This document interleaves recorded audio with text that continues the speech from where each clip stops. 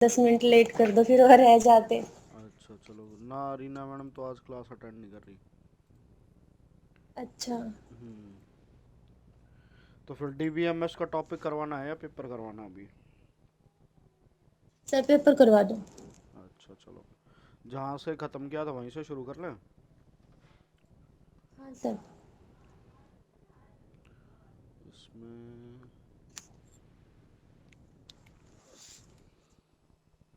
Control T तक, यहाँ तक किया था ना हमने, अधिकतम और न्यूनतम ट्री वाला जो था। हाँ ये जी सर। ये कर लिया था ना? हाँ। ये भी कई बार हो रखा है।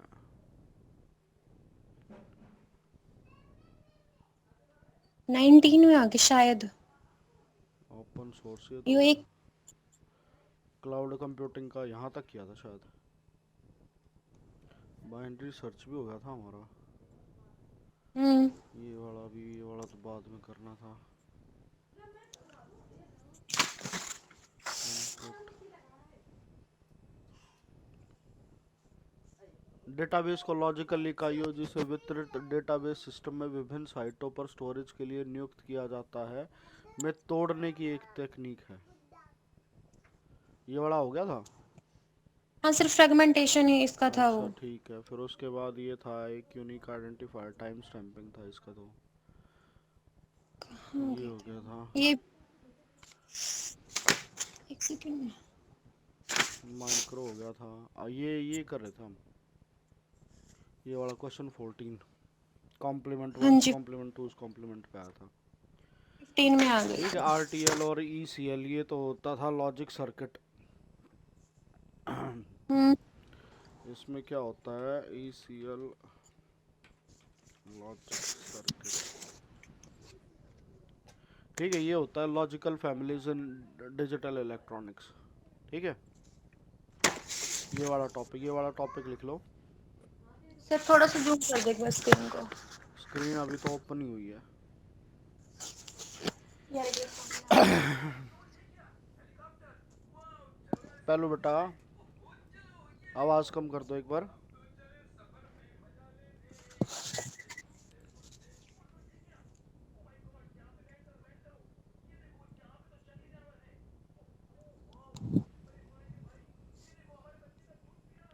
ये दिख रहा है logical families and digital electronics. हाँ जी। एक क्वेश्चन इससे बनता है। ठीक है, क्लियर है? ये क्या होता है, जो आईसी जो होती हैं उसका काम है कि आईसी किस तरीके से कैसे बनती है। ठीक है, क्लियर ठीक है सर। है ना? तो इसमें क्या होता है, इसमें हमें याद रखना है कि the basic classification of the logical families are follows. ये वाली जो चीज़ें होंगी, बायपोलर फैमिलीज कौन सी होती हैं, एमओएस फैमिलीज कौन से होते हैं, और हाइब्रिड डिवाइसेस क्या होते हैं। ठीक है, इसमें से हमें सिर्फ ये याद रखना है कि जैसे बाईपोलर वाली होगी ये कौन कौन सी हैं। ठीक है, ये एमओएस वाली फैमिली होगी ये वाली कौन सी होती हैं, और जैसे ये हो जाता ना कॉम्प्लीमेंट्री मोस फैमिली, इसमें से तो इतना नहीं आएगा। ठीक है, हाइब्रिड फैमिली में बाई सीमोस आ जाता है बस, तो ये हमें ये याद रखना है। ठीक है, कि बाईपोलर फैमिलीज कौन सी होती है, जैसे डायोड लॉजिक डीएल हो गया। ठीक है, आरटीएल रजिस्टर ट्रांजिस्टर लॉजिक इसकी फुल फॉर्म होगी, डीटीएल हो गया डायोड ट्रांजिस्टर लॉजिक। ठीक है, टीटीएल क्या होगा, ट्रांजिस्टर ट्रांजिस्टर लॉजिक, और ईसीएल क्या होता है, एमिटर कपल्ड लॉजिक। ठीक है, करंट मॉड्यूल लॉजिक, और ये आईआईएल ये क्या होता है, इंटीग्रेटेड इंजेक्शन लॉजिक। तो इसके सिर्फ ये जो नाम नाम है ना वो याद रखने हैं। ठीक है, इसमें कैसा क्या डायग्राम होगा, कितनी ये चीज़ें करोगे, ये वाली चीज़ें तो बहुत ज़्यादा कॉम्प्लेक्स हो जाएंगी। ठीक है, फिर उसके ठीक। बाद जो चीज़ें याद रखनी है वो क्या रखनी है कि स्मॉल स्केल इंटीग्रेशन क्या होता है, मीडियम स्केल, लार्ज स्केल और वेरी लार्ज स्केल इंटीग्रेशन क्या होता है। ठीक है, कि स्मॉल स्केल में क्या हो गया, जिसमें एक आईसी के अंदर 12 से कम गेट होंगे। ठीक है, फिर उसके बाद है एमएसआई जिसमें 12 से 99 होंगे। ठीक है, फिर लार्ज स्केल कितनी हो जाएगी यहाँ पे आपकी, 100 से 10,000 तक के बीच में, और जिसमें 10,000 से ज़्यादा हो जाएंगे वो क्या हो जाएगी आपकी, वीएलएसआई हो जाएगी, वेरी लार्ज स्केल इंटीग्रेशन। एक ये वाली चीज़ें याद हाँ जी। रखनी है। ठीक है, ठीक है, एक फैन इन होता है, एक फैन आउट होता है। फैन इन क्या होता है, फैन आउट क्या होता है, ये वाली चीज़ें तो हमने करी थी ना, याद सर है? मेरी 4-5 क्लासेस डिजिटल की 4-5 क्लास रहती हैं। अच्छा, फैन इन का मतलब क्या बस। होता है कि जो भी मैं करंट सप्लाई दे रहा था वहां से करंट कितना आ रहा है, और फैन आउट का मतलब हो रहा है वहां से करंट कितना जा रहा है। ठीक है। ठीक है, ये वाली चीज़ें होती हैं। इतनी बात समझ में आई? तो ये चीज़ें हैं, जी। ये बस याद याद रखनी है, ज़्यादा डिटेलिंग में नहीं करनी है इसमें, कि इतना इतना रख लिया। इससे भी क्या होता है, कोई एक क्वेश्चन बढ़ेगा और उसके ऊपर पता नहीं कितना क्या हो जाएगा। जैसे मॉस की फुल फॉर्म क्या होती है, ठीक है, ये अगर इसको करोगे फैन इन, ये क्या हो गया, देखो, है ना? Input load factor is the number of input signal that can be connected to a gate without causing it to operate outside the, ठीक है। और फैन आउट कितनी रेंज आ रही है, आर टी सी एल, इसकी फुल फॉर्म याद रखनी है बस। मेनली इसमें इतना ही है, ये वाला जो चीज़ें हैं एक बार दे देता हूँ, ठीक है। इसको क्या करना है, इसको एग्ज़ाम से पहले पढ़ना है, ठीक है, बस एग्ज़ाम से पहले, उससे ज़्यादा नहीं है कि एग्ज़ाम के टाइम पे जाते जाते मेरे को याद आ जाए कि चीज़ें क्या क्या होती थी, उससे ज़्यादा नहीं, ठीक है। ठीक है सर। हाँ, तो जैसे सैचुरेटेड बाय पोलर फैमिली फैमिली होगी, नॉन सैचुरेटेड बाय पोलर फैमिली होगी, तो इसमें करोगे तो बहुत ज़्यादा डिटेल है इसकी, कितना भी पढ़ लोगे इसमें ऐसा कोई भी चीज़ नहीं है कि किसी को याद कर लो। किसी ने बना रखा है क्या इसके?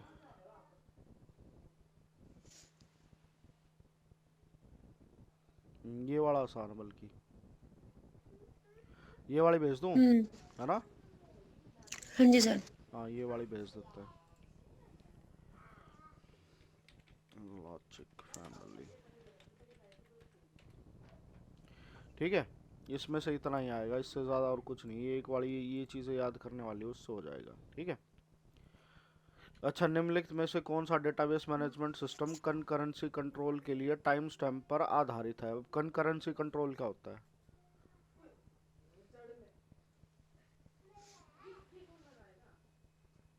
नहीं पता सर। कनकरंट, अरे करवाया तो था। अच्छा, ऑपरेटिंग सिस्टम की क्लास अटेंड करी थी या नहीं करी थी?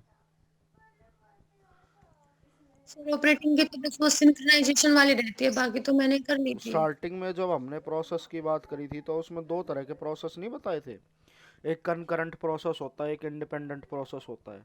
तो इंडिपेंडेंट प्रोसेस सर तो वो, अपने आप हो जाते हैं।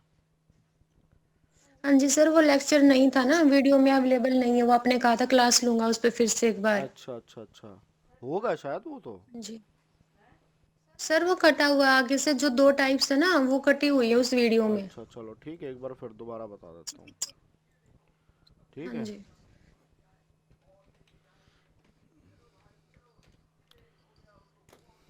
सर, ये जो सिंक्रोनाइजेशन वाला टॉपिक है ना, हाँ वो रीना दीदी भी कह रही थी कि जो आगे से रहता है ना वो मेरे को भी करना है, तो जिस दिन वो होंगी ना उस दिन करवा देना ये वाला टॉपिक। चलो ठीक है, फिर आज मैं वो वैसे बता देता हूँ कैसे कैसे क्या होता है।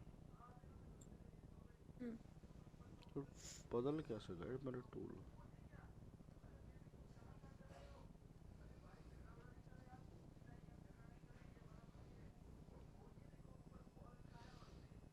ठीक है,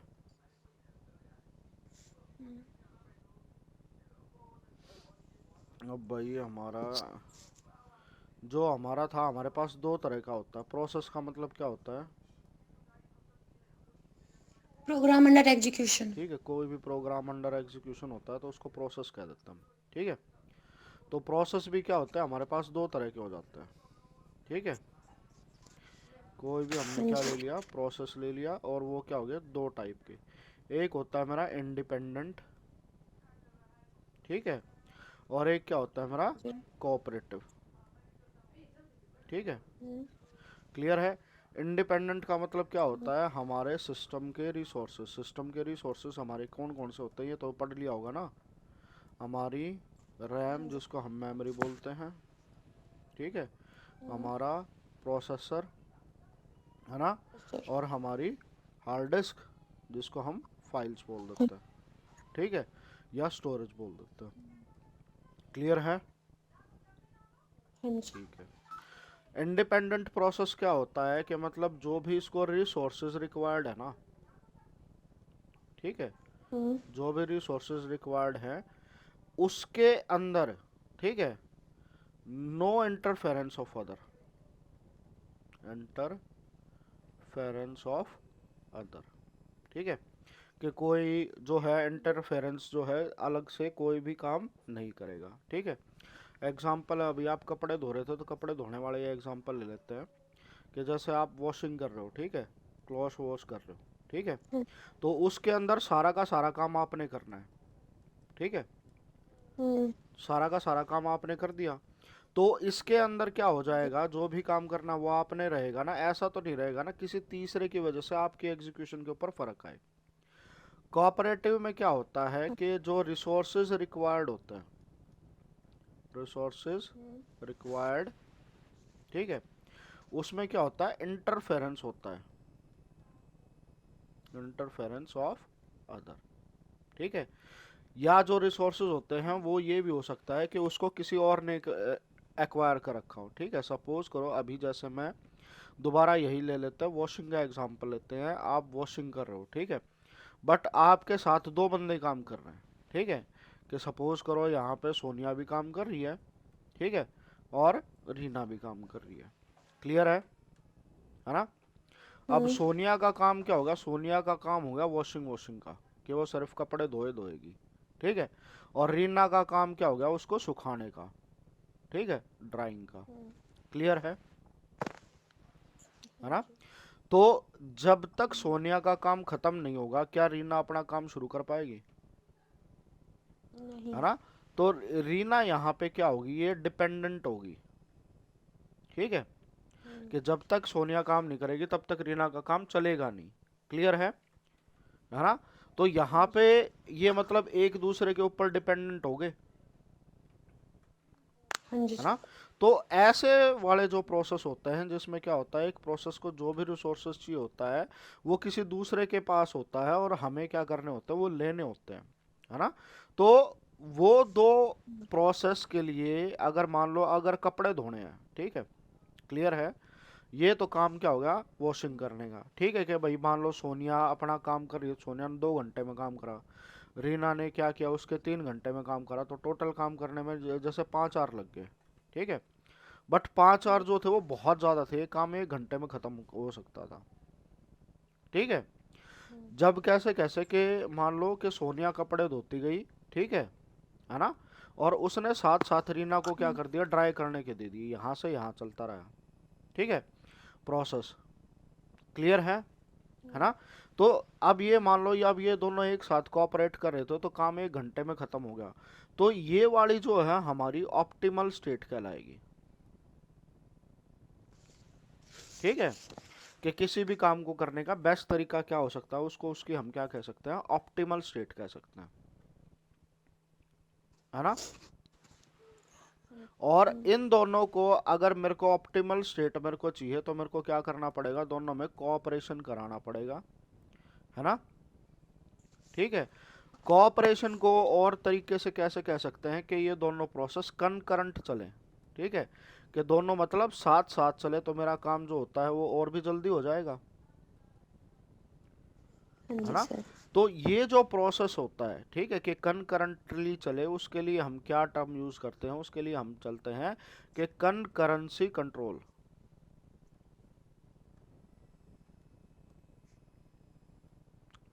कनकरेंसी हम्म। कंट्रोल, ठीक है, कि कनकरेंसी कंट्रोल कैसा है, दोनों को कनकरेंटली किस तरीके से रिक्वायर किया जा सकता है कि उनके अंदर कोऑपरेशन बढ़े और जो काम होगा वो ऑप्टिमल स्टेट में हो, ठीक है। ये पूरा लॉजिकल था, बात समझ में आई। अब जैसे मैं कोई भी प्रोसेस कर रहा हूँ, अब जैसे मैं यहाँ पे डिस्प्ले वाला ये जो नोट पैड पे लिख रहा हूँ, है ना, कि जब तक मेरा जैसे भी मैं पैड का भी यूज़ कर रहा हूँ, है ना, और पैड से इस पे लिख रहा हूँ, जब तक पैड का काम सही तरीके से नहीं चलेगा, पैड यहाँ तक सिग्नल नहीं भेजेगा तो ये वाला काम भी नहीं चलेगा ना, है ना। अब ये दोनों हम्म। प्रोसेस जो है वो साथ साथ चल रहे हैं, अब जैसे इसके साथ साथ मेरा टाइम वाला भी चल रहा है, टाइम तो पर इंडिपेंडेंट है, उसमें किसी की इनपुट आउटपुट का कोई लेना देना नहीं है, बट यहाँ पे अगर सपोज करें मेरी टैब जो मैं यूज़ कर रहा हूँ यहाँ पे लिखने के लिए, अगर वो सिग्नल इसको लेट देगी तो यहाँ पे लेट काम होगा ना, हाँ है ना। जी। तो ये वाली चीज़ें होती हैं, इस तरीके से चलती है सारी कंकरेंसी कंट्रोल, बात समझ आई। चलो ठीक है भाई। तो जो जितने भी एल्गोरिदम है ना, हमने process scheduling algorithm, round robin algorithm, shortest job first, है ना, वो इसीलिए करवा रखा है कि सारा अगर मैं ऐसे काम करूँ तो उसमें डिले ना आए। ठीक है, क्लियर है? ठीक है भाई। तो अब सर। क्वेश्चन पढ़ो कि निम्नलिखित में से कौन सा डेटाबेस मैनेजमेंट सिस्टम, अब क्या है डेटाबेस मैनेजमेंट सिस्टम में कंट्रोल कंकरेंसी कंट्रोल। अब डेटाबेस भी हमारा क्या होता है, अब देखो ये तो प्रोसेस की बात थी, है ना, डेटाबेस तो पढ़ा होगा। हाँ जी सर। डेटाबेस में हमारे पास क्या होता है, हमेशा ऐसा नहीं होता कि सिंगल टेबल हो, है ना। उसमें क्या होता है, एक टेबल यहाँ है, एक टेबल यहाँ है, एक टेबल यहाँ है, एक टेबल यहाँ है, ये उसके ऊपर डिपेंडेंट है, ये उसके ऊपर डिपेंडेंट है ना। यहाँ से इसमें फर्दर डेटाबेस में कोई और आ रही है जिसको हम R D B M S बोल देते हैं, डेटाबेस नहीं है, R D B M S हो जाएगा, है ना, रिलेशनल डेटाबेस मॉडल, है ना। अब रिलेशनल डेटाबेस की एसिड प्रॉपर्टी पढ़ी थी,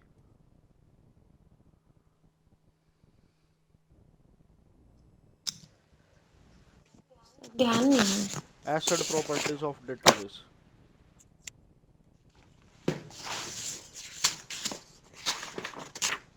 ठीक है, हाँ जी।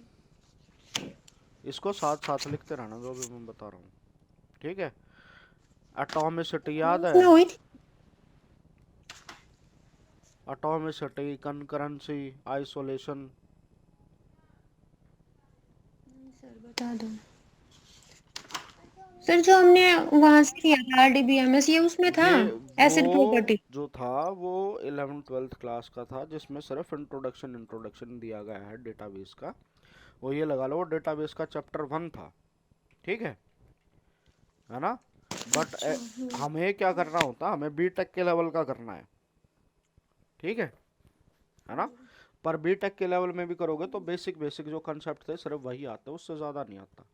तो जैसे एसिड प्रॉपर्टी आता है, ठीक है।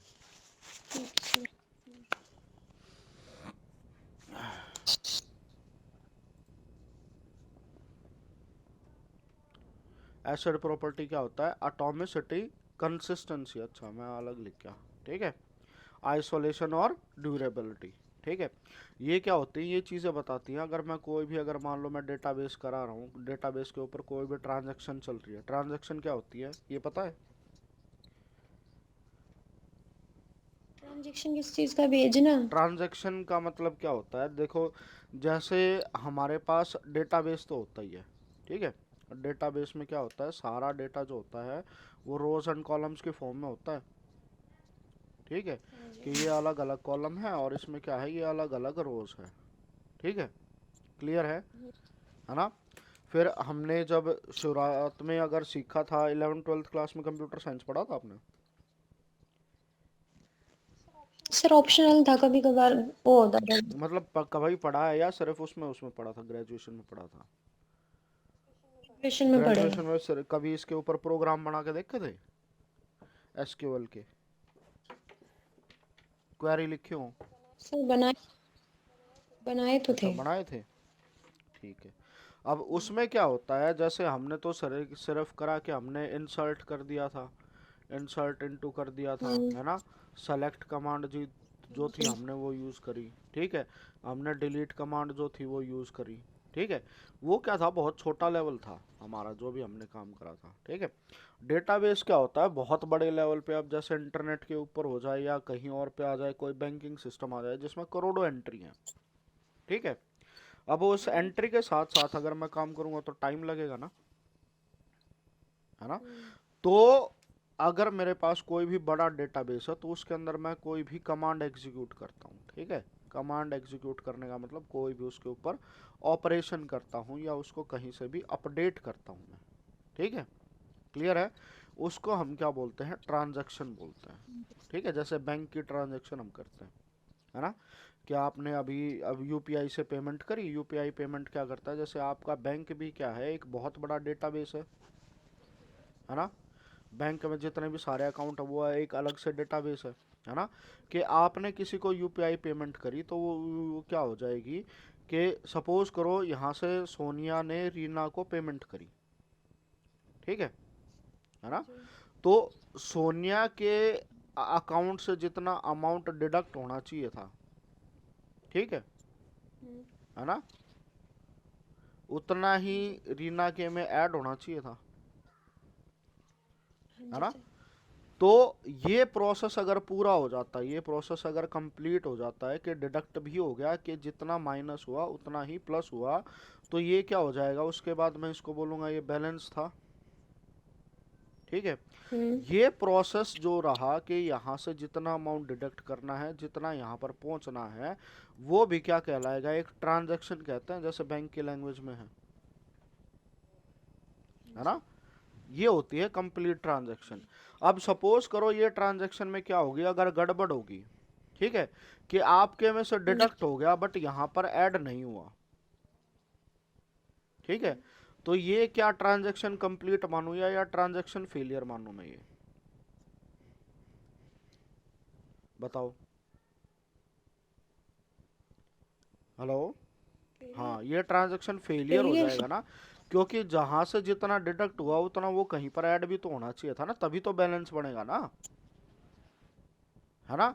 बट ये कह दो कि भाई मैंने तो पैसे भेज दिए, ये कहे मेरे पास पैसे नहीं आए, बोले ट्रांजैक्शन तो होगी, बट ये वाली सारी चीज़ें जो होती हैं, तो जो डेटाबेस के लिए जो भी उसका स्टेट होगी, ठीक है, तो जैसे हम हिसाब किताब रखते हैं किसी की चीज़ का, कि जैसे मेरे पास 50 रुपए थे और मैंने पूरा दिन करके 50 रुपए ही खर्च करे, तो ऐसा ही होना चाहिए ना कि जितने थे उतना ही खर्चा ही बनना चाहिए, है ना। अब सपोज करो अगर मैं बैलेंस बनाऊँ, मेरा बैलेंस 40 का बन रहा है, तो 10 रुपए कहाँ गए, है ना। तो ये वाली सिस्टम में एरर जनरेट कर देता है ना।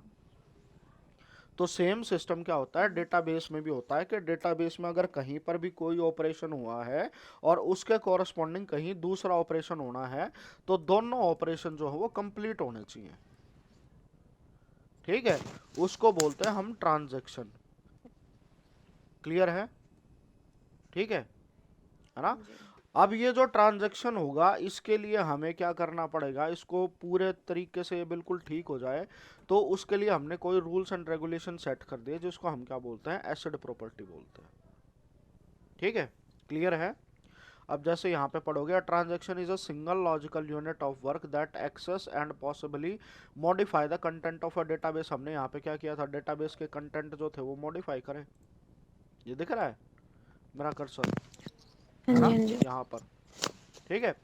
Transaction access data using read and write operation, दोनों पे रीड और राइट लगेगा, in order to maintain consistency in a database.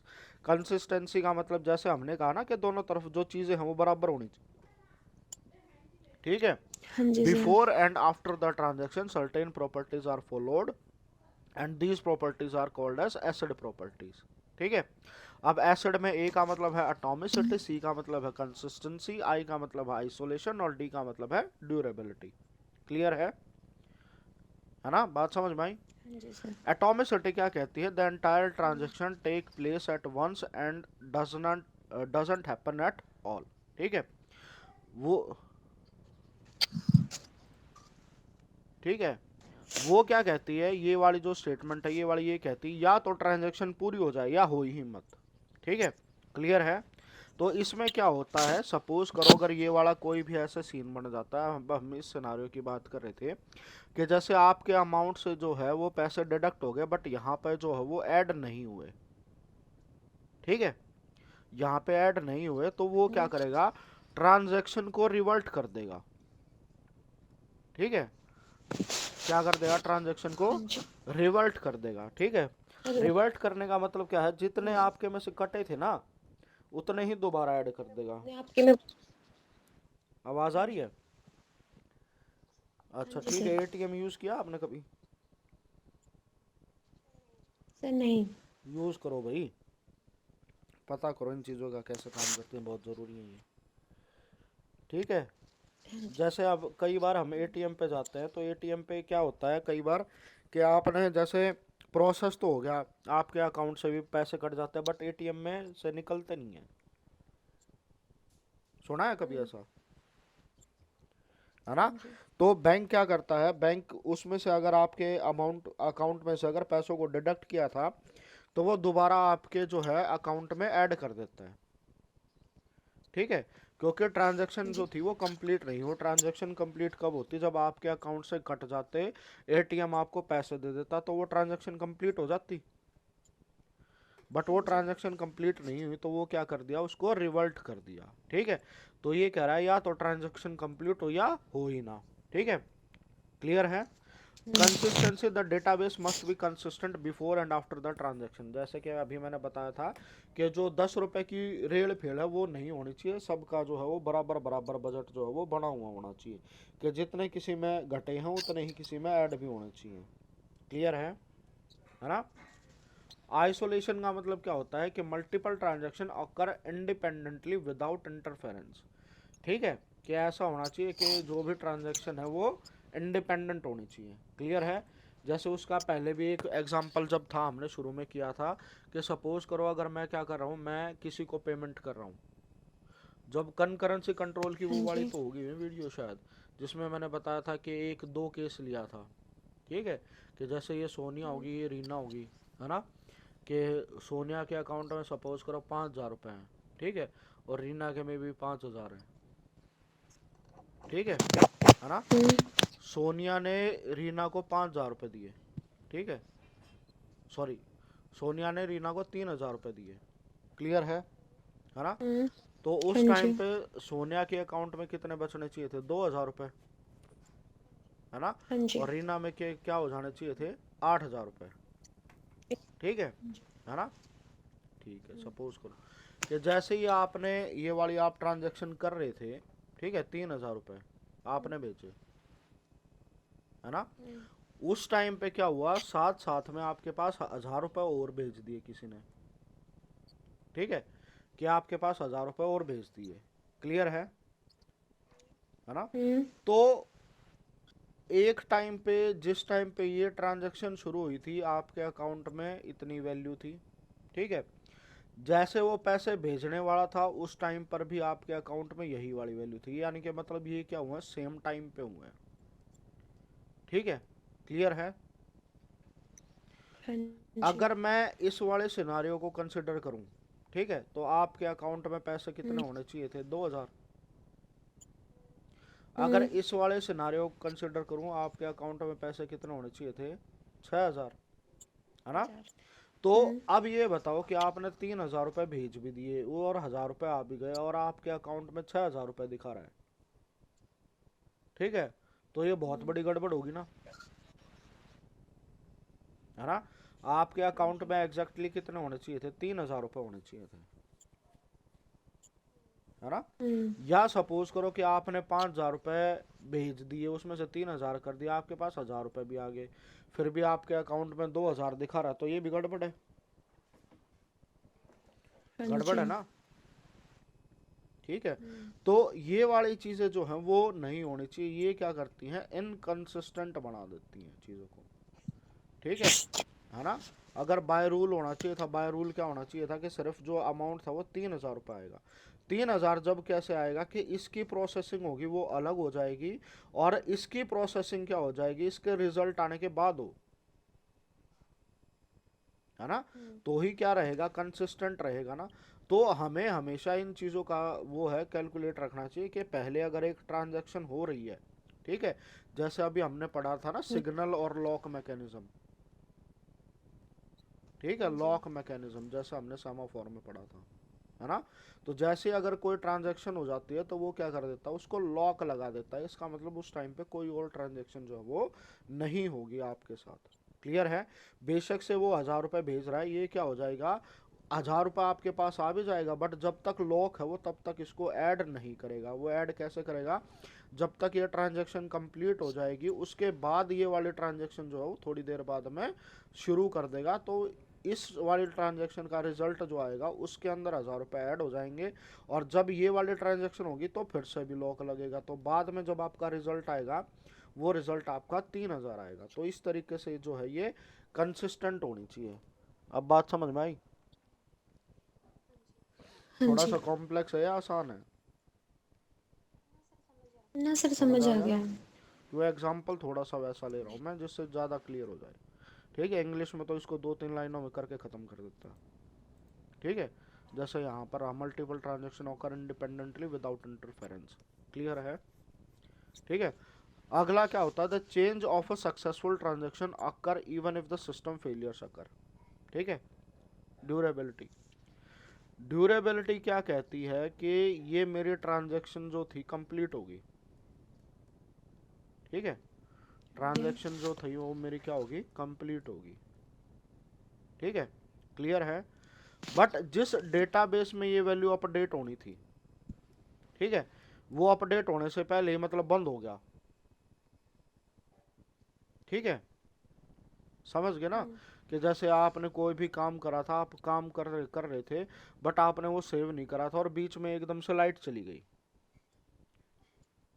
है ना? हाँ तो जी। पहले क्या होता था, जितना भी काम कर रखे थे वो सारा उड़ जाता था, है ना? हम्म। अब क्या है, अब ये कहता है कि बेशक से अगर सिस्टम फेलियर हो जाए, कि लाइट और चली जाए या आग लग जाए या कुछ और हो जाए, है ना, जो ट्रांजैक्शन कंप्लीट होगी है ना, वो इवन आफ्टर सिस्टम फेलियर आपकी सेव होनी चाहिए। Save even after system failure. बात समझ में आई? ये हाँ, ये ड्यूरेबिलिटी बताती है। ड्यूरेबिलिटी होती है। ड्यूरेबल का मतलब यही तो होता है ना, जो चीज़ भरोसे लायक हो, लंबी चले। ठीक है, जैसे ड्यूरेबिलिटी टेस्ट होता है, किसी चीज़ को फेंक फेंक के दिखाते हैं, बोले ये फटेगा नहीं। सुना है वो? है ना, वो हाँ जी, हाँ मूवी जी। का सीन है, बोले ये है, ये कच्चा, ये फटेगा नहीं, इधर से खींचो उधर से खींचो। सुना है कभी? उसकी मूवी थी, हाँ क्या जी। नाम है, नवाजुद्दीन सिद्दीकी की, है ना? तो उसमें वो किसका एग्जांपल दे रहा था, वो ड्यूरेबिलिटी का एग्जांपल दे रहा था। ट्रांजैक्शन अपडेट होनी चाहिए even after system durability failure. मतलब चीज़ें सस्टेन करेंगी, चाहे कुछ हो जाए। ठीक है, चाहे बेशक से वहाँ पे आग लग जाए, बाढ़ आ जाए, कुछ हो जाए, चीज़ें सस्टेन करेंगी। ठीक है, जैसे ब्लैक बॉक्स होता है जहाज के एक्सीडेंट के केस में, सुना है कभी? एयरप्लेन क्रैश होता तो उसका ब्लैक बॉक्स ढूंढा जाता है ना? कि बोले चाहे प्लेन कहीं पे आग लग जाए, समुद्र में डूब जाए, वो वाली चीज़ें उसके अंदर हर एक चीज़ की रिकॉर्डिंग रहेगी और सेव रहेगा, है ना? है ना? हाँ तो जी। वो भी क्या, वो ड्यूरेबल है। समझ आया? फिर हमारे पास क्या होती है, कमिट होती है, एक अबोर्ट होती है, ये वाली चीज़ें तो पता होगी ना। कमिट मतलब ट्रांजैक्शन सक्सेसफुल, अबोर्ट मतलब जितना भी जो काम किया था वो सारा रिवर्स कर दो। ठीक है, क्लियर है? रिवर्स करना किसका मतलब रिवर्स बताया आपने? Abort, abort abort abort abort सुना होगा ना? हाँ, हाँ वही जी, हाँ वाली जी। चीज़ होती है। अबोर्ट का मतलब जो भी चेंजेस हुए थे वो हटा दो। क्लियर है? ठीक है भाई।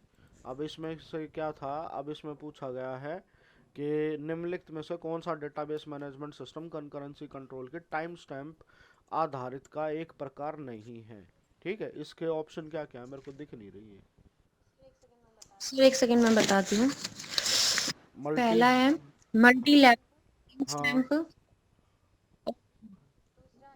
दूसरा है टोटल टाइम स्टैम्प ऑर्डरिंग। तीसरा है मल्टी वर्शन टाइम स्टैम्प हाँ। ऑर्डरिंग।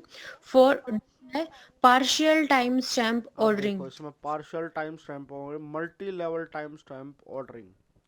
अब इसमें देखो, टाइम स्टैम्प का मतलब मैंने क्या बताया था, कि टाइम स्टैम्प वो चीज़ होती है जहाँ पे से मेरे को किसी चीज़ का ये पता चल जाए कि वो एग्जैक्टली किस टाइम पर हुई थी, है ना? हम्म। अब मल्टी वर्जन टाइम स्टैंपिंग का मतलब क्या होता है, कि अलग अलग तरह के टाइम स्टैंपिंग मैं यूज़ कर रहा हूँ, कि पहले कोई और वर्जन था, उसके बाद कोई और वर्जन आया और उसके बाद कोई और वर्जन आया। तो ऐसा तो नहीं होगा ना किसी के वर्जन एक साथ आ जाएंगे, अलग अलग लेवल पर आएंगे, है ना? जी। तो ये तो हो गया कि भाई ये तो पर्टिकुलर उसका एग्जाम्पल है, इसको तो मैं गलत कह नहीं सकता। ठीक है ना? फिर total time stamp ordering, total time stamp के मतलब हर एक चीज़ को मैं टोटल टाइम स्टैम्प कह रहा हूँ, ये हो जाएगा या नहीं हो जाएगा? वो पूछ रहा है, प्रकार नहीं है। टोटल टाइम स्टैम्प होगा ना, कि सारे के सारी चीज़ों को, हर एक चीज़ को मैं टाइम स्टैम्प लेके चल रहा हूँ। हेलो? फिर उसके जी बाद सर। पता, दो बचे हमारे पास, एक तो पार्शियल टाइम स्टैम्प ऑर्डरिंग और एक क्या होगा, मल्टी लेवल टाइम स्टैम्प। ठीक है, अब मल्टी लेवल टाइम स्टैम्प बन सकता सर है। हाँ बोलो। ये मल्टी वर्शन वाले को हम लोगों ने कैसे किया है कि भाई एक ही टाइम पर ना ना ज्यादा ना ना, वर्जन्स नहीं वर्जन आ का मतलब सकते? आप समझे नहीं। अब उसके लिए थोड़ा सा एक चीज़ वो बता देता हूँ मैं।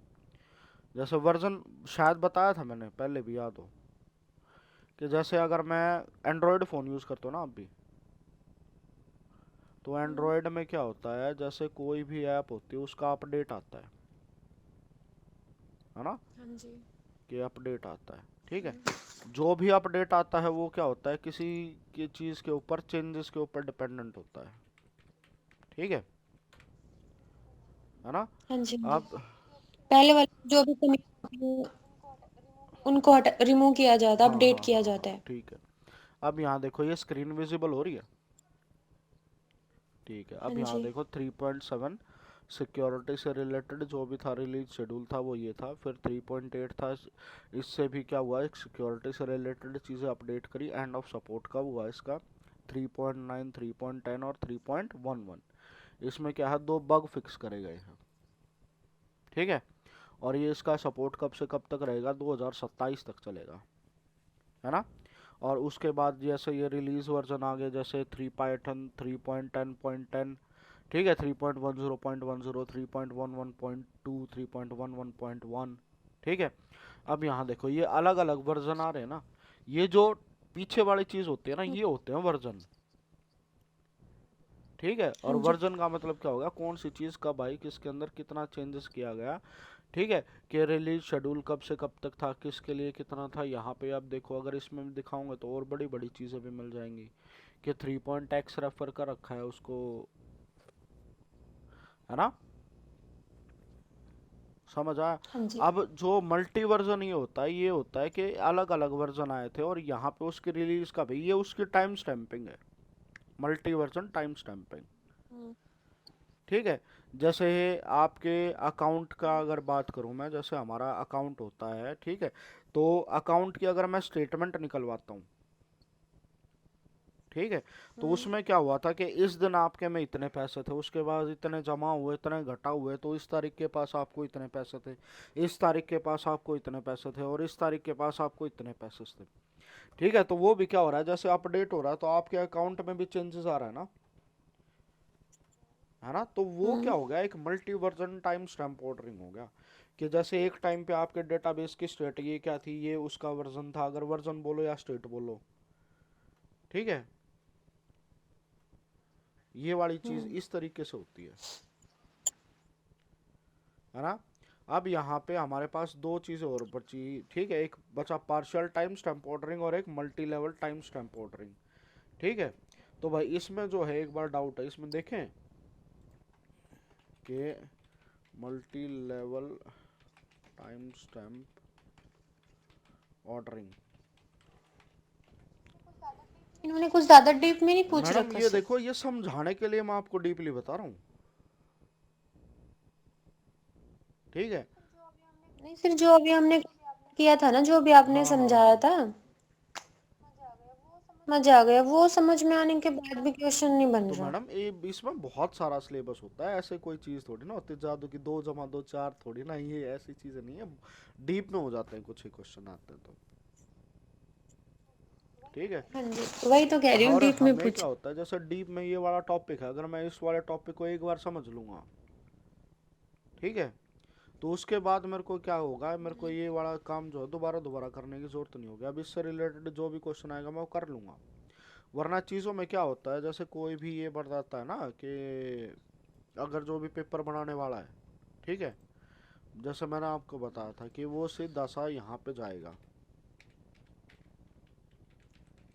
ठीक है, हाँ जी। इस स्टैंड वाली काउंट। वेबसाइट पे सीधा गया, ठीक है।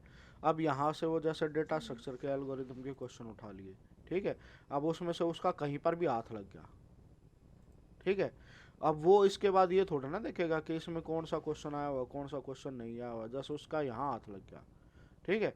अब वो तो क्या करेगा, यहाँ से सीधा उठा के कॉपी पेस्ट मारेगा ना।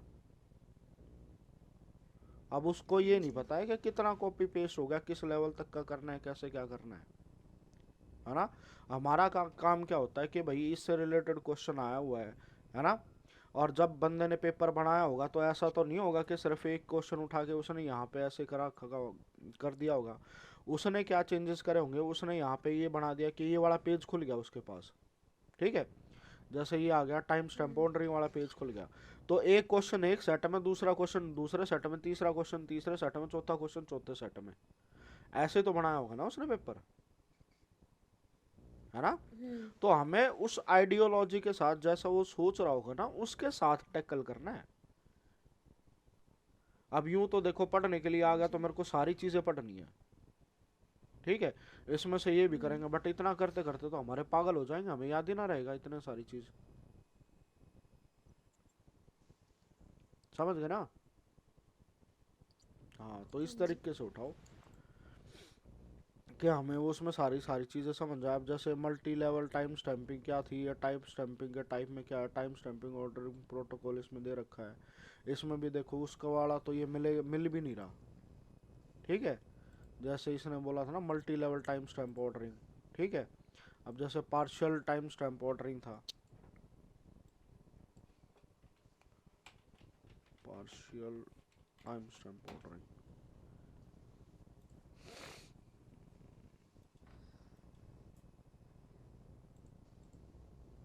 अब ये वाला जो है गेट का क्वेश्चन है, ठीक है। अब गेट लेवल का उठा हुआ है तो ये तब आता है, ये एमटेक लेवल पे होता है। हेलो, ये बीटेक में भी नहीं होता, ये एमटेक लेवल पे होता है। अब एमटेक लेवल पे उसने बीटेक वाले स्टेट में ये दे दिया, ठीक है। The following are the three basic version of time stamp method concurrency control, time total time stamp ordering, partial time stamp ordering and multi version time stamp ordering. तो ये वाली चीज़, हमें ये वाली चीज़, तीन चीज़ें याद रखनी है, ठीक है। कि इससे रिलेटेड क्वेश्चन आ गया कि विच ऑफ द फॉलोइंग, अगर वो सेलेक्ट कर देगा, आप क्वेश्चन इस पे ऐसा बनेगा कि जैसे यहाँ पे ये वाला था ना, केवल वन और टू, टू और थ्री, ऐसे, तो ये वाला क्वेश्चन इस तरीके से बन सकता है, सर। समझ आया, ठीक है। है ना। सारा का सारा इस तरीके से आप नहीं कर सकते, हम मेन मोटा मोटा कवर अप कर सकते हैं। अच्छा, निम्नलिखित में से कौन सा डेटाबेस रिकवरी सिस्टम में लॉग आधारित रिकवरी स्कीम का एक विकल्प है। अब ये भी क्वेश्चन जो है ये भी बहुत डीप है, ठीक है, बट इसमें भी चीज़ें समझना, ठीक है। निम्नलिखित में से कौन सा डेटाबेस रिकवरी सिस्टम लॉग आधारित रिकवरी सिस्टम है। लॉग का मतलब क्या होता है,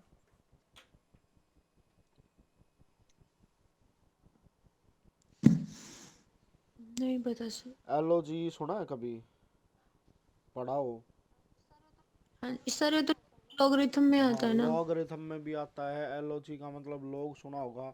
लॉग को एक वो बोलते हैं कि जैसे अपना वो नहीं कर देते, जैसे सफेदा काट के नहीं घेर देते, वो बल्ली बना दे हैं, बल्ली बल्ली बल्ली बल्ली, ठीक है, बल्ली बग्गी। जो लेंटर में लगाते हैं, हाँ, हाँ उसको भी जी। लॉग बोला जाता है इंग्लिश में, ठीक है ना।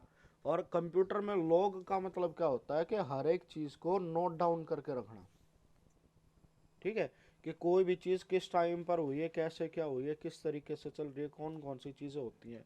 अब जैसे अगर कंप्यूटर की अगर मैं बात करूं तो मैं जैसे आपको यहाँ दिखाऊं, तो ये वाली सारी चीज़ें जितनी भी बन रही हैं, ठीक है, ये लॉग फाइल्स हैं, ठीक है।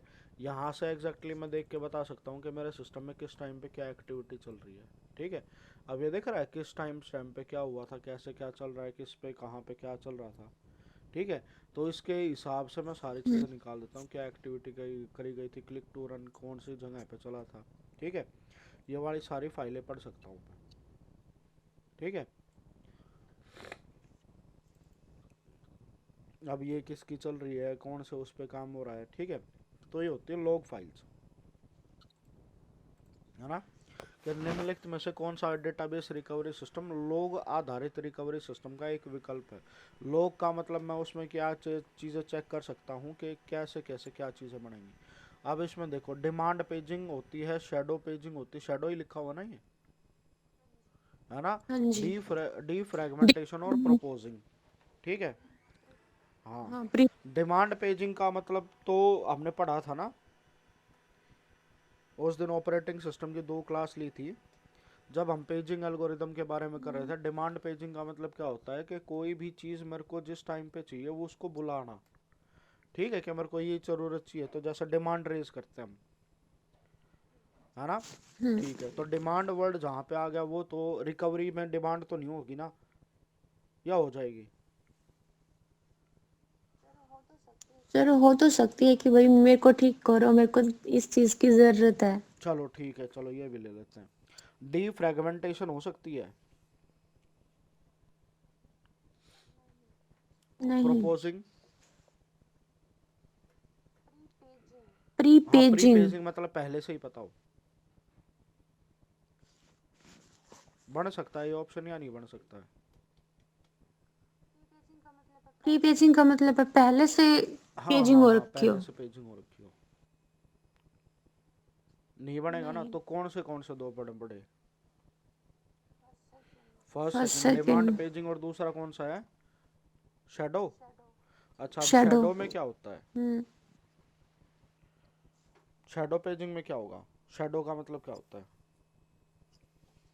परछाई। ठीक परछाई। है, कि शैडो पेजिंग का मतलब PSEUDO भी हो सकता है यहाँ पे, pseudo.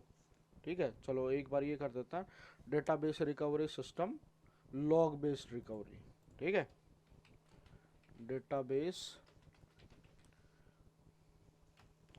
Recovery system, log based. हाँ जी। अब ये देखो, database DBMS log based recovery, clear है। एंड DBMS, अब ये टॉपिक तो ये तो बहुत बड़ा टॉपिक है, इसके लिए पूरी DBMS की किताब पढ़नी पड़ेगी, और ये तो बल्कि रिसर्च सर पेपर वाला लिखा हुआ है। ठीक है, रन। स्केलर, इसमें शैडो था ना, शैडो हम्म। पेजिंग। हाँ जी।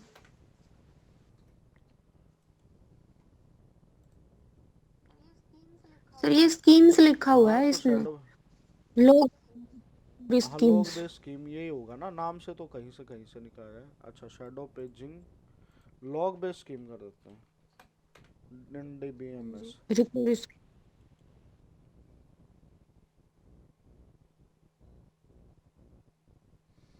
अब यहाँ पे इस पे देखोगे ना, इसमें क्वेश्चन भी ऐसे गंदे गंदे से बना रखे हैं।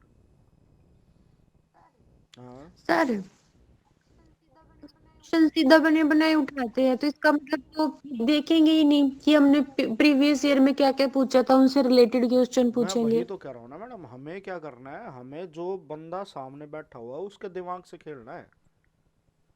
कभी भी ये चीज़ नहीं होती कि आप इतना कंटेंट पढ़ लो, आप इतना कंटेंट पढ़ लो, वो आपका एग्जाम में आ जाएगा, पक्का हो जाएगा। हमने क्या है, कुछ एक टॉपिक होते हैं जो हम बहुत बढ़िया प्रिपेयर कर सकते हैं, कि उसमें से सेलेक्ट करोगे तो इतना में से इतना भी आ जाएगा। अब डेटाबेस का क्या है, डेटाबेस से क्वेश्चन आने हैं 4 या 5। ठीक है ना। और बेसिक बेसिक क्वेश्चन तो रहेगा। अब ये जो हम क्वेश्चन कर रहे हैं ना, ये ये वाला क्वेश्चन जो हम कर रहे हैं, ये वाला, ये बहुत डीप क्वेश्चन है। ये मतलब कोई अगर प्रोफेसर लेवल पे लगा हुआ होगा ना, सिर्फ उसी को याद रहेगा, या तुक्के वाले का ठीक होगा, वरना और किसी का ठीक नहीं होगा ये।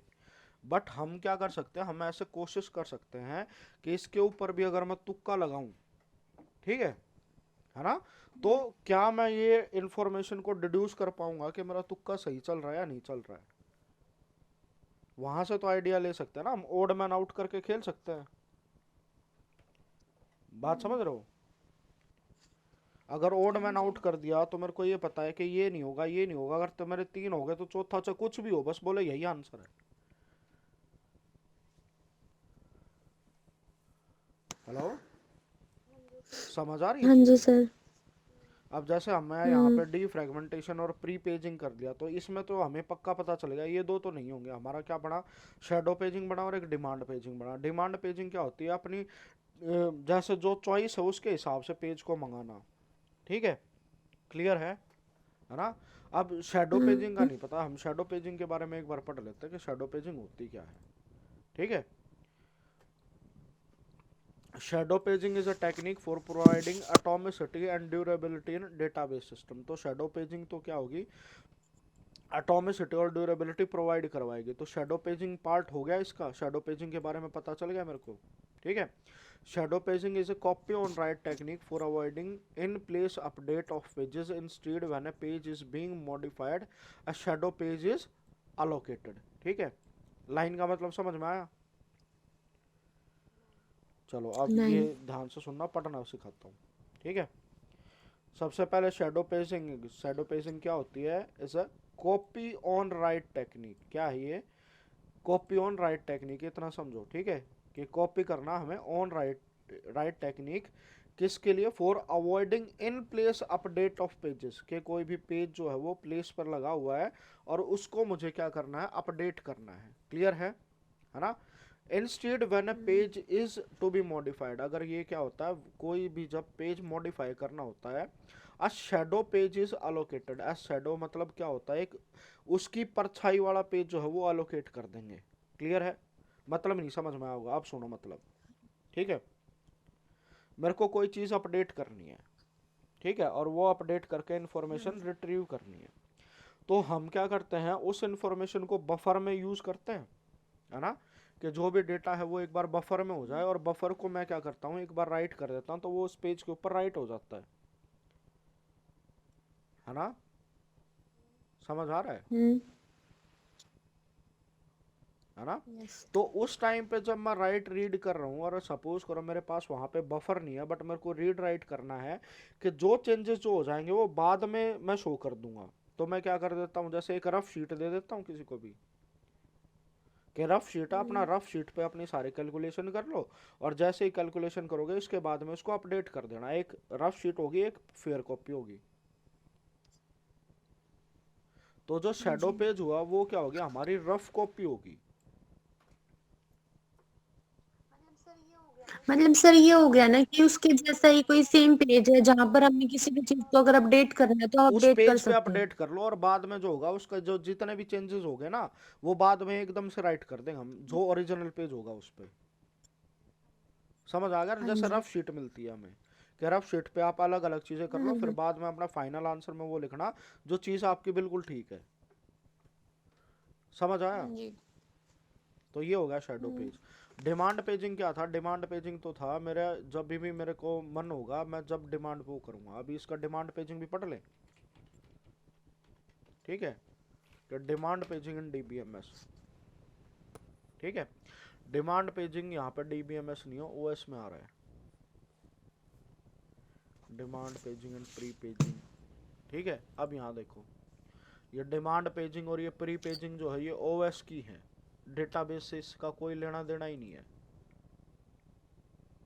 समझ आया, है ना। हम्म। डी फ्रेगमेंटेशन था, उसका कोई लेना देना नहीं था, सिर्फ शैडो पेजिंग है जो यूज होते हैं। अब यहाँ पे पेजिंग पेजिंग का वर्ड यूज करके इस वजह से इसमें ये वाली चीजें डाली हुई हैं, वरना कोई मतलब ही नहीं है किसी को भी। ये क्वेश्चन किस मोटले ने बनाया था? कोई भी बना देता है, ऐसे ही क्वेश्चन होते हैं, कुछ भी उठा के लिख दो, किसको क्या पता है, बट जिसको वो पता होगा ना, उनका काम क्या होता है, एक सही ऑप्शन लिखो, तीनों में कुछ भी लिख दो उससे रिलेटेड है। पेपर बनाते टाइम इतना भी नहीं तो सोचते इससे रिलेटेड लिखना है या नहीं लिखना।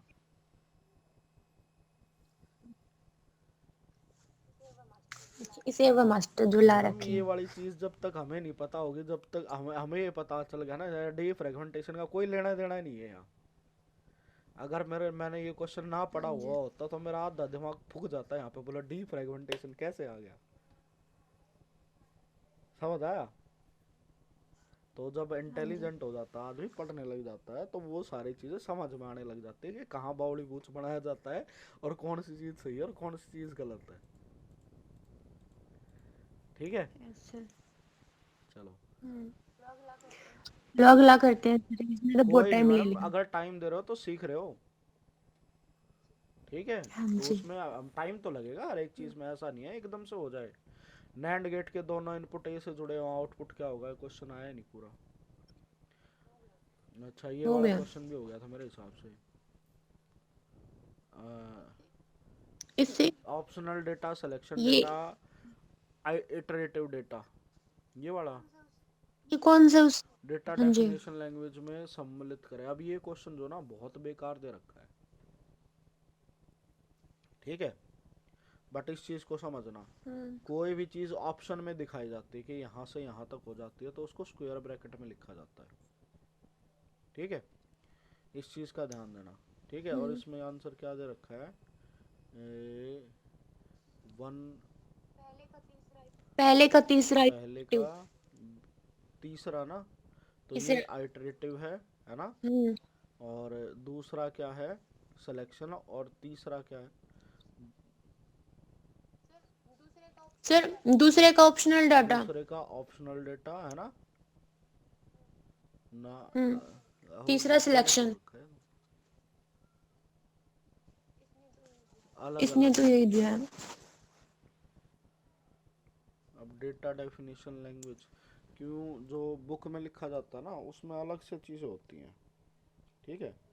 इसमें क्या है, data definition language operator,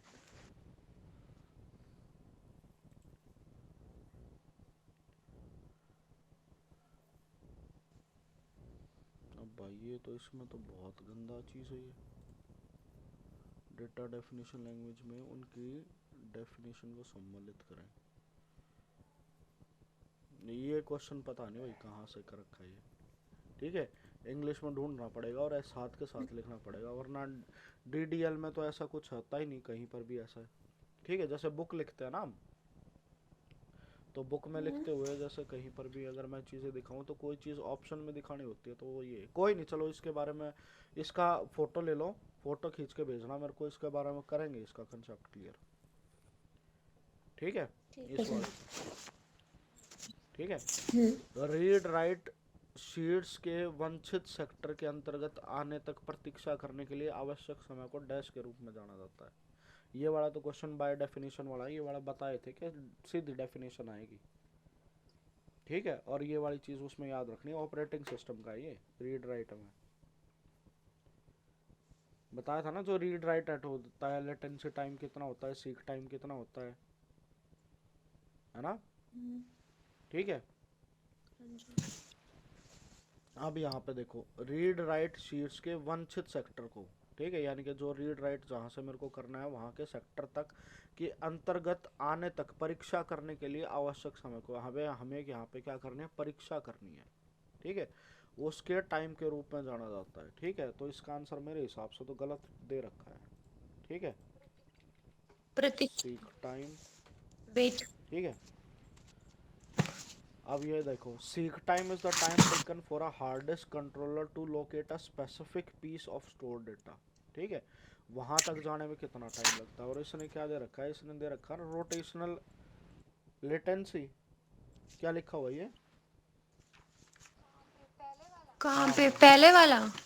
rotation. Rotational हिले। रोटेशनल हिले, हाँ जी। रोटेशनल और हिले नहीं होगा, सेकंड है। रोटेशनल डिले होगा,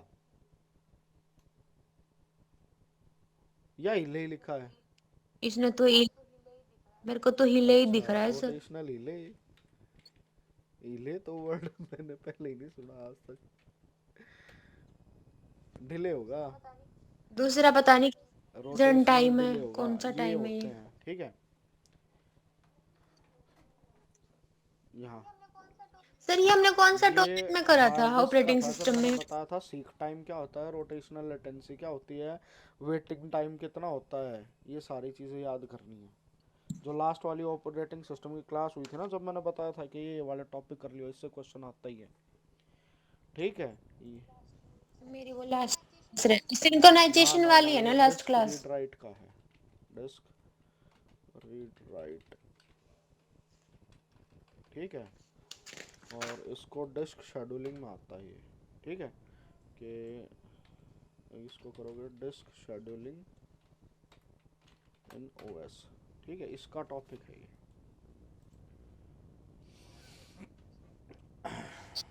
ठीक है। तो यहाँ देखो ये आते हैं, क्लियर है। डिस्क शेड्यूलिंग पढ़ने से पहले जैसे हमने जब प्रोसेसर शेड्यूलिंग पढ़ लिया था, तो उसमें हाँ था ना जी। हमारा, जैसे अराइवल टाइम क्या होता है, हमारा बस टाइम कितना होता है, हमारा, है ना, एग्जीक्यूशन फिर टाइम कितना होता है, वो ऐसे अलग अलग टाइम थे ना, हाँ, जिसके भी ये तो हाफ पता पे है हमने सर। सारी वो करी थी, प्रोसेस शेड्यूलिंग करी थी। इसी के हिसाब से हमारे पास क्या हाँ होता जी। है, जब मैं हार्ड डिस्क से रिलेटेड बात करता हूँ, जैसे डिस्क शेड्यूलिंग एल्गोरिदम है, एफ सी एफ एस ये वाली सारी चीज़ें करी थी, तो इससे भी रिलेटेड अगर मैं काम करूँगा तो मुझे भी क्या होना चाहिए कि कौन कौन सी चीज़ें हैं जो मेरे को ध्यान रखनी है, वो वाली सारी चीज़ें मेरे को पता होनी चाहिए, ठीक है। तो ये वाली जो चीज़ें आ रही हैं, डिस्क टाइम क्या होता है, सीक टाइम क्या होता है, रोटेशनल टाइम क्या होता है, ये वाली सारी चीज़ें हैं, ठीक है। और इससे रिलेटेड क्वेश्चन आएगा ही आएगा, यानी कि एक पेज इससे पढ़ोगे तो इस पेज से पूरा का पूरा एक क्वेश्चन बनेगा ही बनेगा, आप चाहे कंप्यूटर का कोई भी पेपर दे रहे हो, ठीक है। बात समझ में आई?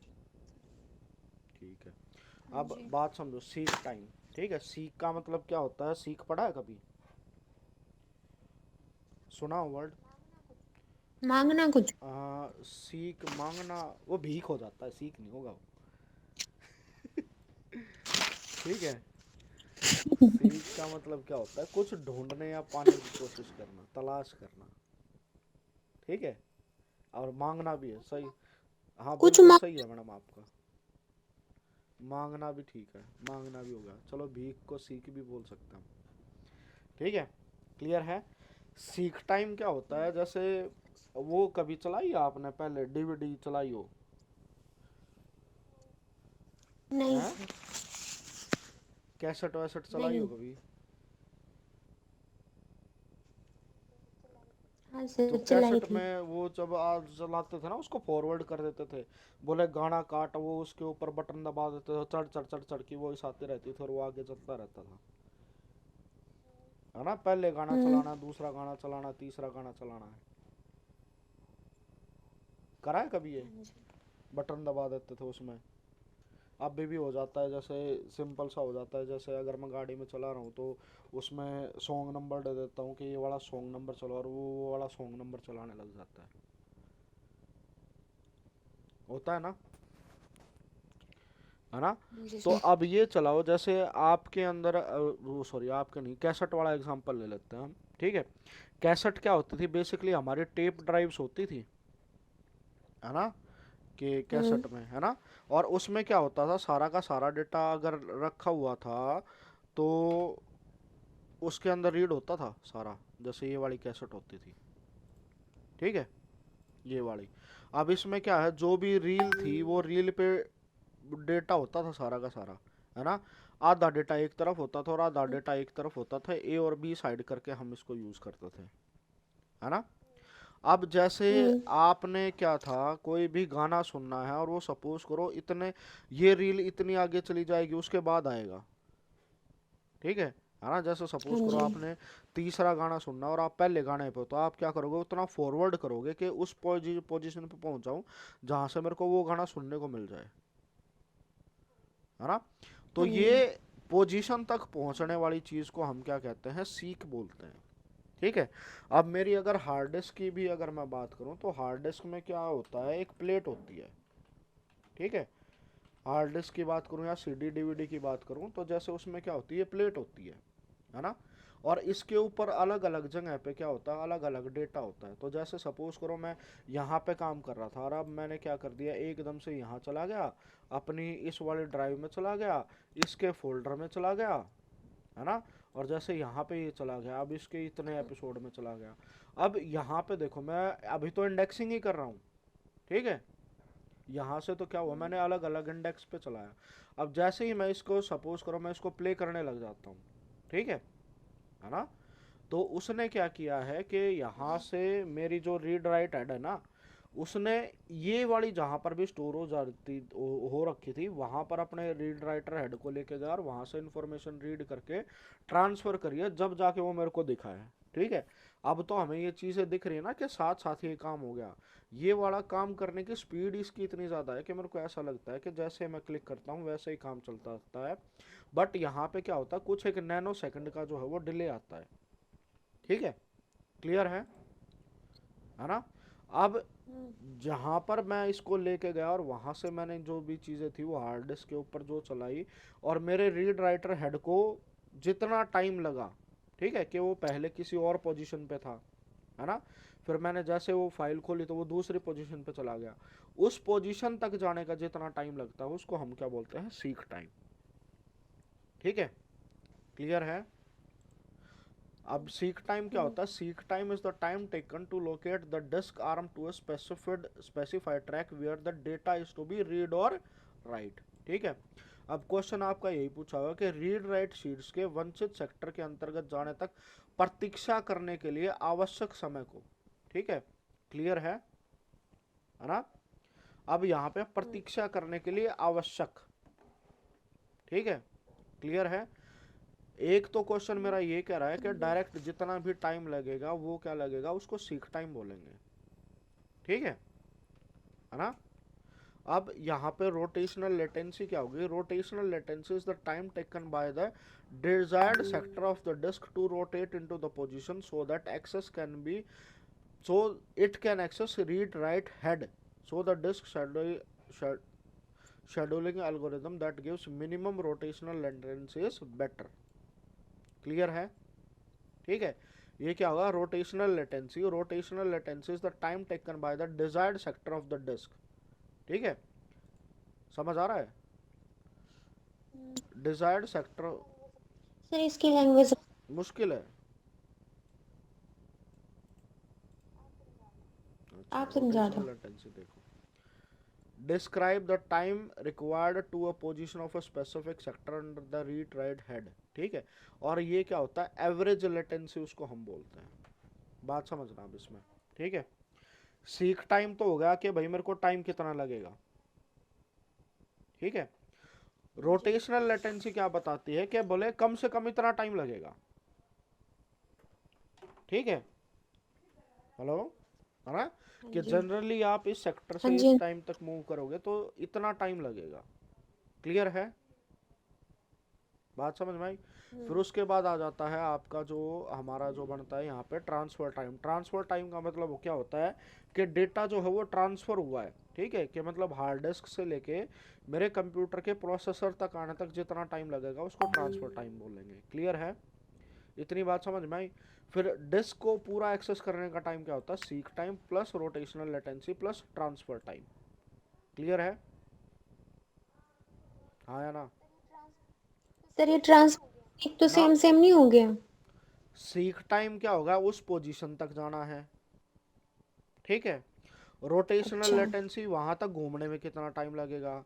ट्रांसफर टाइम क्या होगा, जो भी मेरा डिवाइस है वहां से लेके मेरे प्रोसेसर तक आने पे, है ना। डेटा तो मैंने रीड कर लिया बट यहाँ से लेके वहां तक पहुंचने में कितना टाइम लगेगा उसको बोलते हैं हम ट्रांसफर टाइम। नहीं आया समझ, हम्म। है ना। आ गया। इसको पूरे को बोला जाता है डिस्क एक्सेस टाइम। क्लियर है। अब यहाँ पे क्वेश्चन में देखना है, एक छोटी सी हेर फेर का रखी है कि रीड राइट शीट्स के वंचित सेक्टर तक अंतर्गत जाने तक प्रतीक्षा करने के लिए आवश्यक समय को किस रूप में जाना जाता है। ठीक है, क्लियर है। अब ये क्या कह रहा है कि मुझे किसी एक पर्टिकुलर सेक्टर पर नहीं जाना, ठीक है। अगर मैं किसी भी सेक्टर के ऊपर करूंगा तो एक टाइम जो है वो मेरा कांस्टेंट लगेगा, वो क्या होती है मेरी रोटेशनल लेटेंसी। ठीक है, बात समझ में आई। कैसे बताऊं मैं,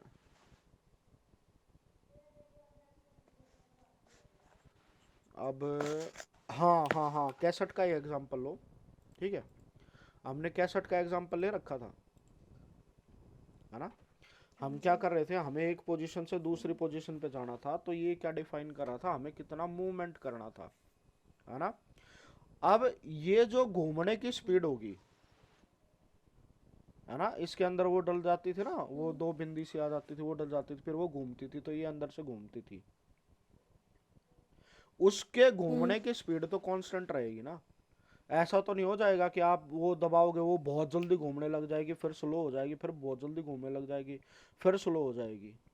ये होता था, वो एक ही हाँ स्पीड से जी। घूमती रहती थी ना, वो होती थी हम्म। Rotational latency. हाँ बस ये क्वेश्चन करवा का हूँ, समझ आया है ना। तो जी सर। रोटेशनल लेटेंसी का मतलब क्या होगा, इतना टाइम तो लगेगा ही लगेगा, है ना। तो यहाँ पे जो आवश्यक समय के बोला गया है ना, तो ये क्या बनेगी, मेरी रोटेशनल लेटेंसी बनेगी। यहाँ पे हिले नहीं आएगा, ये गलत लिखा हुआ है, ठीक है ना। ठीक है एग्जीक्यूशन सर। टाइम अलग हो गया, वेटिंग टाइम अलग हो गया, सीक टाइम अलग हो गया। क्लियर है। अच्छा चलो ठीक है। मैं वो सोनिया मैडम, अब तो काफ़ी लंबी क्लास होगी, मेरे को बहुत ज़्यादा टाइम लग गया। क्लियर है, बात समझ में आई। ठीक है। तो कंसेप्ट को इस तरीके से प्रिपेयर हाँ जी। करेंगे, और रात को 9 से 10 का तो भाई टाइम मैं कल देख रहा था, बट मैं थक गया कल बहुत। कोई ठीक बात है, नहीं सर, रहने दो फिर। अगर होगा जिस दिन नहीं थका हूँगा उस दिन, अगर क्लास लेने का होगा तो उस दिन मैं बता दूंगा आपको। ठीक है, ठीक है सर। चलो ठीक है मैडम। फिर उसके बाद जो भी डाउट था वो भेजते रहना, ठीक है, और नोट डाउन करते रहना। और इस मामले में मत सोचना कि जल्दी हो जाएगा, हम धीरे धीरे सब कुछ जो है वो प्रिपेयर कर लेंगे। IRQ ये वाला तो कर लिया होगा, ठीक है। हेलो, आवाज़ आ रही है, ठीक है। हाँ जी सर। IRQ ये तो फुल फॉर्म है, ऑटोमेटिक रिपीट रिक्वेस्ट, नेटवर्किंग का क्वेश्चन है ये तो, है ना। अच्छा ये बताओ, सॉफ्टवेयर डिज़ाइन में कोहेजन पढ़ा है, ये हो गया था। देखो नहीं हुआ कोई भी सर। सॉफ्टवेयर अगर मैं डिज़ाइन करता हूँ तो उसके अंदर क्या होता है, दो चीज़ें होती हैं, ठीक है, कोहेजन एंड कपलिंग, ठीक है, इसमें पढ़ोगे ना। ये हाँ सॉफ्टवेयर सॉफ्टवेयर इंजीनियरिंग इंजीनियरिंग का से है, है। इसमें है कोहेजन एंड कपलिंग, ठीक है। एक क्वेश्चन इससे आएगा ही आएगा, ठीक है। अब इसका मतलब अगर नाम से ही समझ लोगे तो नाम से ही वो चीज़ है। कपल में क्या होता है, जैसे जोड़े बन जाते हैं, ठीक है ना। इनका मतलब सर ना दूर ना, कपल करना है कपलिंग ना। का मतलब दूर दूर करना नहीं होता, ठीक है। मैं ना कोहेजन का भी क्वेश्चन आ रही मतलब थी। दूर दूर नहीं करना होता, ठीक है। अब कपलिंग हम्म। और कोहेजन उड़ दर्द ही पाया, ठीक है। ये दो चीज़ें होती हैं, कोई भी सॉफ्टवेयर अगर मैं डिज़ाइन करता हूँ तो उसके अंदर दो चीज़ें होती हैं, minimum coupling and maximum cohesion, ठीक है। इसको लिख लेना, minimum coupling and maximum cohesion, ठीक है। हाँ ये जी क्या सर। कहता है, कोहेजन का मतलब क्या होता है कि कोई भी अगर आप मॉड्यूल बना रहे हो, फंक्शन बना रहे हो, ठीक है ना, वो आपस में कितना रिलेट करता है, ठीक है, आपस में कितना रिलेट करता है। जी और सर। कपलिंग का मतलब क्या होता है कि वो जो भी मैं बना रहा हूँ, फंक्शन बना रहा हूँ, वो किसी दूसरे फंक्शन से कितना रिलेट करता है, ठीक है। कोहेजन का मतलब आपस में रिलेट करना, और कपलिंग का मतलब क्या हो गया, दूसरे के साथ रिलेट करना, ठीक है। जैसे कपल बोल देते ना, दो कपल हो गए, है ना, है ना। और कोहेजन कपलिंग का मतलब क्या होगा कि आपका कितनों के साथ वो है। अब क्या बताऊँ ना, इसी सॉफ्टवेयर में होगा, दूसरा एग्जांपल हो जाएगा दूसरे तरह का, ठीक है। कोहेजन का मतलब कोई चीज़ अपने आप में कितनी स्ट्रोंग है, और कपलिंग का मतलब है उसका कितनों के साथ क्या रिलेशन है, ठीक है। जैसे अभी हम क्या बनाते हैं, कोई भी फंक्शन बनाते हैं, है ना। और फंक्शन के अंदर जब भी मैं करता हूँ तो उसके अंदर अगर मैं पैरामीटर डिफाइन करता हूँ, ठीक है ना।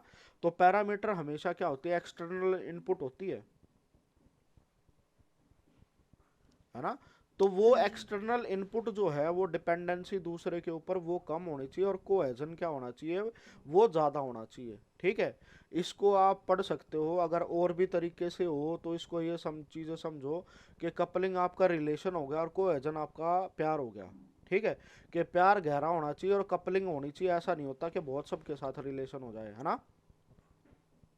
समझ गए। तो इस हाँ तरीके से जी। अगर इसको याद करोगे तो ये चीज़ें याद रहेंगी, मिनिमम कपलिंग मैक्सिमम कोहेजन किसी भी सॉफ्टवेयर के लिए। समझ आया, ये वाला क्वेश्चन आएगा ही आएगा, ठीक है। और इसमें इतना ही आता है, इससे ज़्यादा कोई क्वेश्चन इतना बनता नहीं है। क्लियर है। ठीक है सर। चलो भाई, फिर आज की क्लास में इतना ही है, मैं बहुत लेट हो गया, फिर उसके बाद करते हैं, ठीक है। ठीक है। ओके सोनिया। हाँ जी।